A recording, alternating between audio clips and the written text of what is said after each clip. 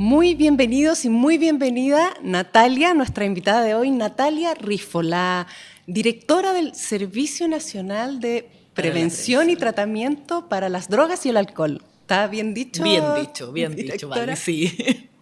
Bueno, muy bienvenida a nuestro programa, a nuestro podcast. Estamos además debutando así para que nos relajemos en este primer programa en el que hemos titulado ¿de qué se trata la vida sana o de qué se trata vivir sano? Este es un programa del que, para quienes no saben, el Senda es parte de este sistema Elige Vivir Sano, así lo dice nuestra ley de origen, y es que distintos organismos del Estado, distintos ministerios, servicios, colaboran con sus propias políticas y programas para que las personas puedan acceder a una vida sana, pero sobre todo pensando en promover entornos sociales que sean más saludables. Entonces, para ir directo a la piscina, directora, quisiéramos preguntarte como en tu experiencia, porque sabemos, Natalia, tú eres psicóloga de profesión, además tienes una maestría, ¿no es cierto?, en una universidad importante en Portugal y una experiencia vasta en lo que es la prevención. Entonces, preguntarte como en tu experiencia misma, no solo desde Senda, también de Senda, pero ¿qué es vivir sano desde la prevención? Bueno, yo creo que nos hace mucho sentido ser parte del Elige Vivir Sano y del sistema, porque es como se construye finalmente el concepto de bienestar. En el caso de Senda, que trabajamos en el ámbito de la prevención del consumo de alcohol u otras drogas, yo siempre hago la referencia, a pesar de que nos llamemos drogas y alcohol, el alcohol también es una droga, por tanto todas las sustancias, y la mirada del vivir sano y de la prevención conversan mucho respecto a articular a otros. Y en la prevención, y en el caso de la prevención en particular del consumo de sustancias, finalmente hay que mirar el entorno, que es fundamental, un poco como yo veo también la labor que realiza el Elige Vivir Sano, dónde viven las personas, qué lugares tienen para hacer deporte, para recrearse, actividad física, cultura, en fin, qué está pasando en el caso de los jóvenes, que es nuestro foco también, niños, niñas y adolescentes, qué pasa en sus entornos escolares, qué pasa en la familia y qué pasa en la persona, finalmente. Entonces, la prevención es un cúmulo de variables y de factores que inciden finalmente en que las personas puedan ejercer determinadas conductas, muchas veces no con tantas libertades, y por eso es tan importante la política pública, porque muchas veces las personas no tienen, digamos, esa posibilidad de prevenir o de vivir sano, por ejemplo, o de no consumir. Entonces, esa mirada como integral nos hace mucho sentido, y la prevención es eso, es mirar un fenómeno tan complejo como las drogas desde una perspectiva integral, donde hay muchos factores que están incidiendo. Por ejemplo, desde la experiencia en Senda en particular, y a lo mejor poniéndonos en el foco de niños, niñas, adolescentes, por si hay papás, mamás, tutores escuchando. Sí. ¿Cómo un papá, una mamá, un tutor, un cuidador, una cuidadora puede prevenir el consumo de drogas y alcohol? Uy, esa es una pregunta difícil, pero creo que ese es el foco. Y por eso desde Senda nosotros trabajamos desde la primera infancia. Tenemos un programa que se llama Preparados, que tiene elementos para niños muy pequeños, donde obviamente uno no habla de droga, sino que habla de fortalecer factores interpersonales, autoestima, elementos que en el fondo vayan constituyendo personas que puedan decir que no, que puedan tomar decisiones, que puedan tener autocontrol. Y a medida, por supuesto, que va avanzando la edad, también uno va incorporando otros temas también, incluso algunas comunicaciones de riesgo respecto, digamos, a los consumos. Y finalmente es un abordaje que también tiene que incorporar obviamente a la familia. Pero ahí yo quiero hacer un punto, porque no todas las familias tienen la posibilidad de acompañar a las niñeces o a los adolescencia, por distintos factores. Ahí nos vamos a juzgar, sino que más bien nos vamos a poner a disposición de aquello. Entonces tenemos nosotros un programa de parentalidad que acompaña a los padres, a las madres o a los cuidadores adultos para estar presente en esos espacios que hay que abrir de conversación, de saber cómo responder. Pero hay un concepto que a mí me gusta mucho y lo hemos intentado avanzar, que es la parentalidad social. que yo creo que también me hace sentido con el Elige Vivir Sano, cómo entre todos finalmente cuidamos y acompañamos el vecino, el señor que no le vendió alcohol a ese joven menor de edad de la botillería de la esquina, el adulto que está mirando, ese niño que a lo mejor tiene que pasar tiempo solo en la tarde y está atento. Entonces esta parentalidad social es un poco volver a los territorios, a lo que teníamos en algún momento también, como más de cohesión social, y eso es un factor de prevención también. Y eso, para entender, porque el concepto puede ser como medio técnico, decir parentalidad social, sí, pero sería un poco que en nuestro rol de adultos asumamos que siempre que haya un niño, niña, adolescente, tenemos un rol de cuidador de alguna manera, ¿no? Completamente. Eso es finalmente. Es cómo, si uno pudiera definirlo, es cómo nos cuidamos entre todos. Y cuál es esa responsabilidad que tenemos yo como adulto, no solo de mis hijos e hijas, sino que también de otros niños que estén en ese entorno. ¿Cuál es el rol que tiene los profesores, digamos, la comunidad educativa? ¿Cuál es el rol que tiene el dirigente comunitario también con los niños que viven en esa comunidad? Y eso es lo que tenemos que ir avanzando, porque eso es lo que va a proteger finalmente, en el caso de la prevención en particular, que es el tema del servicio, del consumo de alguna sustancia. ¿Y qué puede hacer, por ejemplo, este mismo ejemplo que diste, ¿no? Como hay, no sé, pues en el barrio siempre hay una botillería, ¿no es cierto? Y a veces en algunos barrios no se discrimina si le vendo a un menor o no, a pesar de que la ley lo indica, ¿no es cierto? Exacto, carnet de identidad. Carnet de identidad siempre. Sí.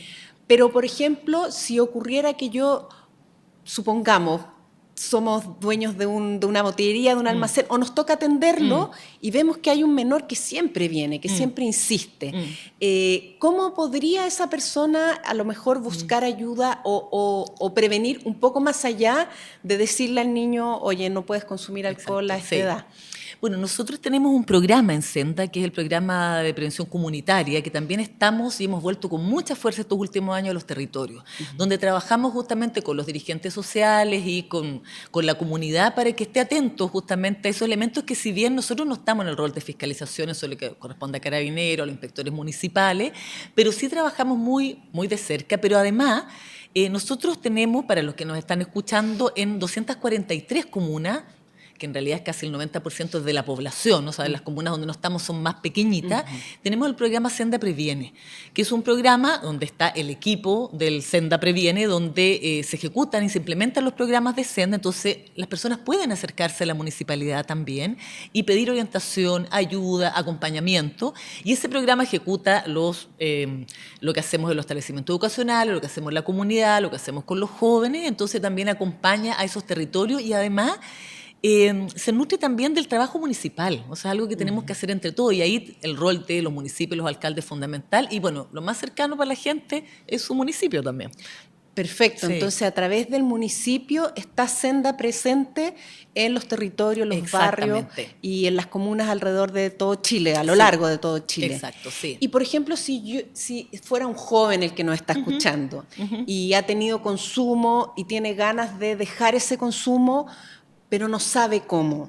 ¿Existe una posibilidad desde Senda o de otro organismo estatal donde ese joven o ese niño, niña, adolescente, ojalá sea más tardío, sabemos que no es la realidad, que cada vez más tempranamente se está expuesto, ¿no es cierto?, al consumo?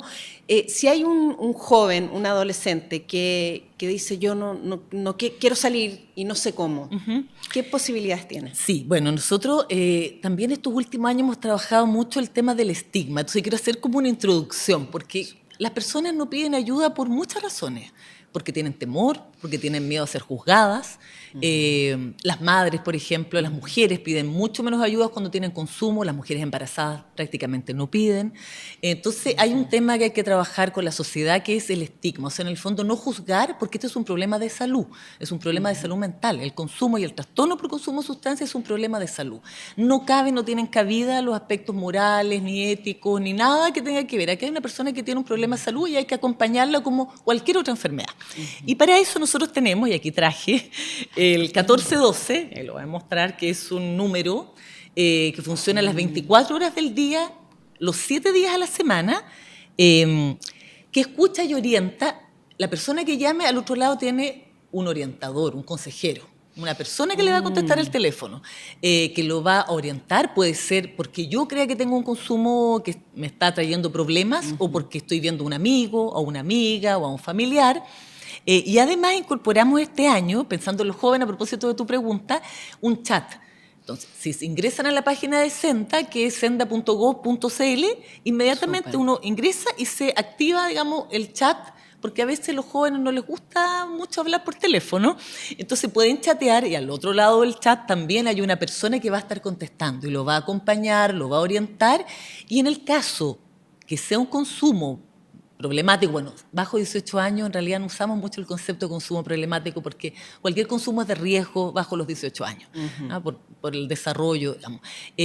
Nosotros tenemos una red en conjunto con Salud de más de 500 centros de tratamiento, ambulatorios, residenciales, donde también podemos orientarlo, son gratuitos bajo 18 años, independientes si la persona está en FONASA o en otro seguro de salud, digamos en ISAPRE, y sobre 18 las personas que están en FONASA tienen gratuidad en estos centros. ¿Y estos centros están asociados a la atención primaria de salud? Exactamente, sí. Perfecto. Por ahí se ingresa. ¿Se puede ingresar a través del CESFAM? Exactamente. O a través de un COSAM?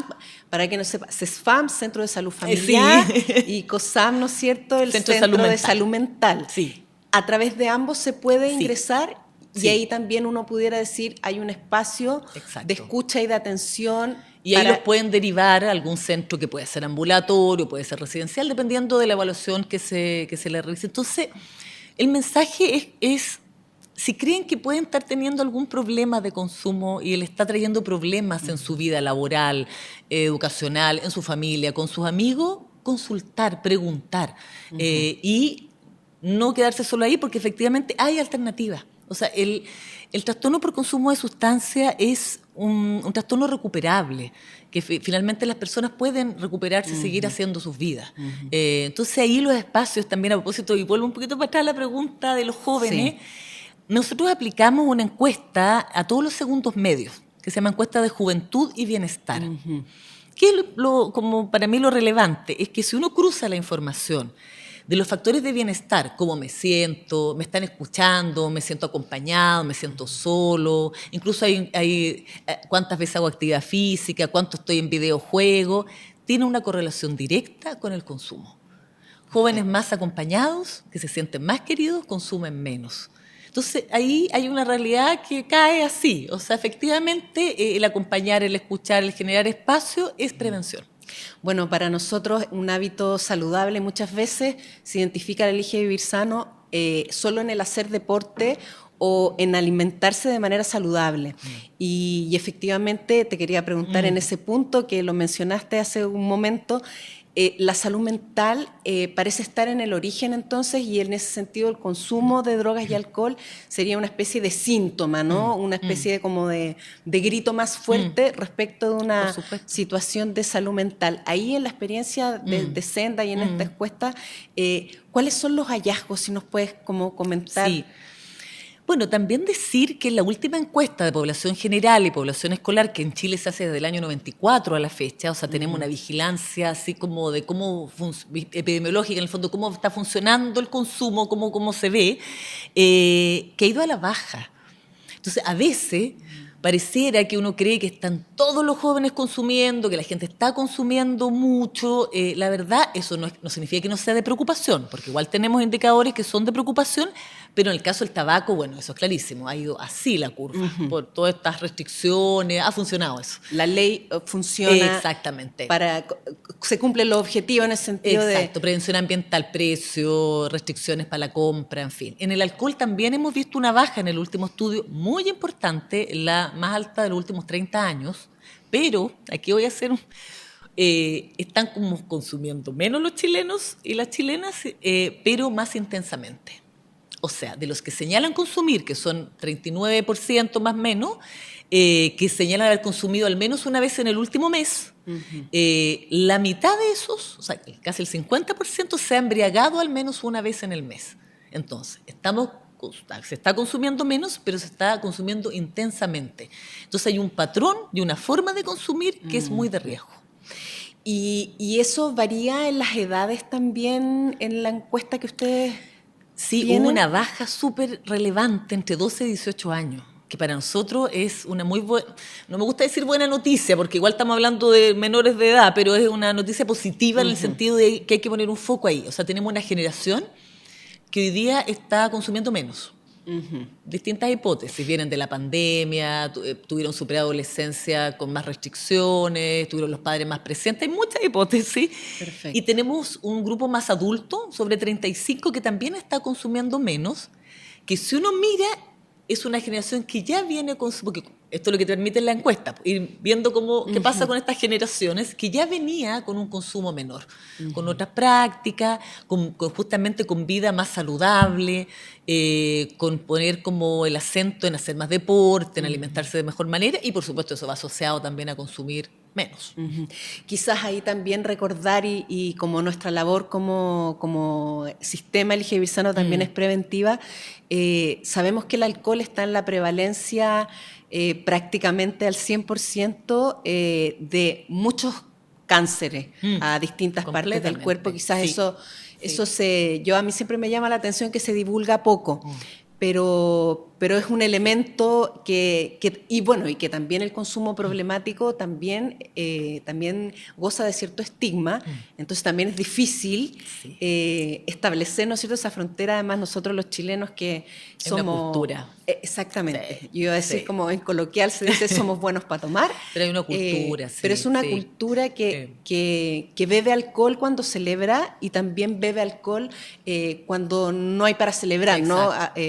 Es una especie de anestesia socialmente permitida y efectivamente quizás no conceptualizada como una droga también y ahí, bueno, un poco preguntar, porque se habla poco de esa situación, incluso cuando hablamos del el famoso sobrepeso, o dicho en técnico, malnutrición por exceso, donde creemos, no hay hallazgo, quizás hay más investigaciones fuera de Chile que las que contamos acá, sobre cómo la permanencia del alcohol en la dieta también genera una serie de trastornos y una prevalencia y una tendencia, por cierto, también ahí a la malnutrición por exceso. Ahí preguntarte, Natalia, como si pudiéramos también prevenir en ese sentido, qué cosas son, desde el punto de vista como de lo no problemático, que sería aceptable, entendiendo que siempre un consumo excesivo de alcohol y qué es excesivo y qué no es excesivo. Sí.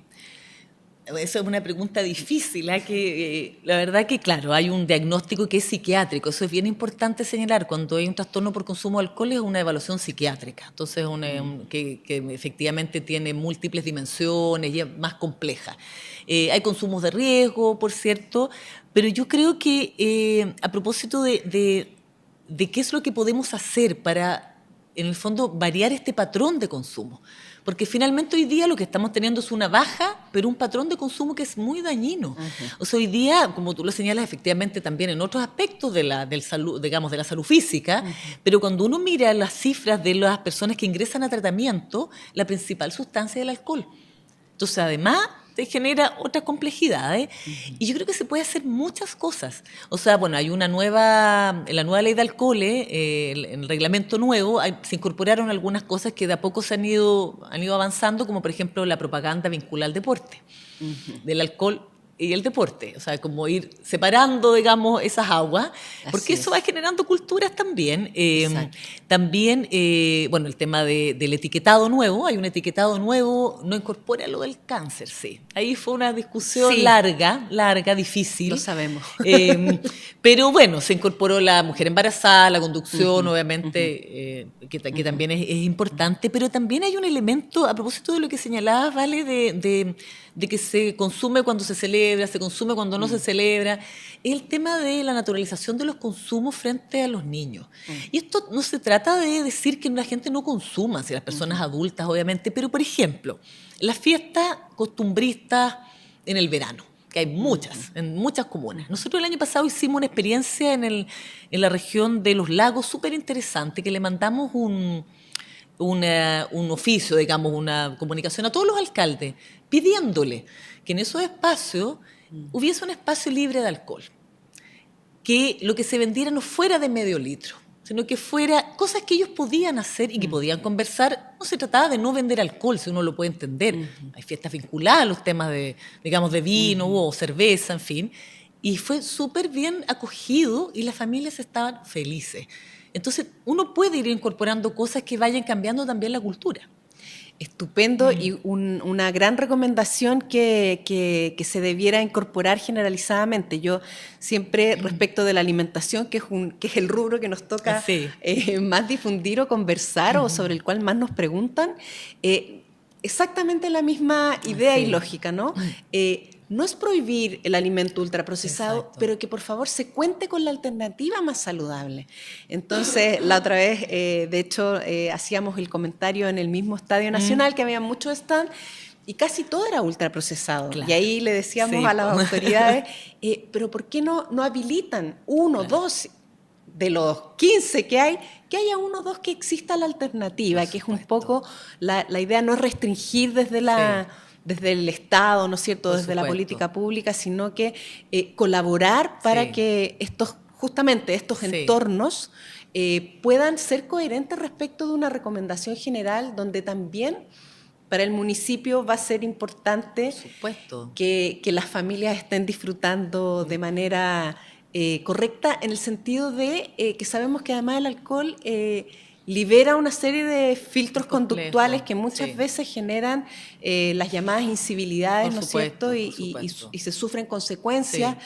Asumimos que no va a haber regulación para las fiestas patrias y entonces asumimos prevenir los accidentes automovilísticos, una serie de conductas de riesgo, como tú señalabas, que lo que tienen son malas consecuencias, muchas veces fatales consecuencias, para la ciudadanía en general, para las personas en general.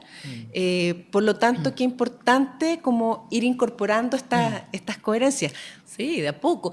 Además que el vivir sano o el tener bienestar, yo creo que es bien importante desde mi rol de directora del consumo, no es solo hablar de no consumir. Yo creo que eso es súper importante. O sea, voy a poner de ejemplo un país que está muy lejano, que es pequeño, que tiene otras características, pero que resolvieron con una lógica más integral que Islandia, el modelo islandés, que nosotros lo hemos acomodado a Chile también, pero que mira distintas variables, o sea, ve la relación con los pares, ve qué pasa en las familias, qué pasa en la escuela, pero también ve un elemento que es el ocio, el tiempo libre.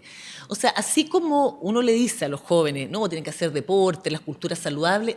Ok, pero también tenemos una responsabilidad de poner a disposición también de los jóvenes esa posibilidad.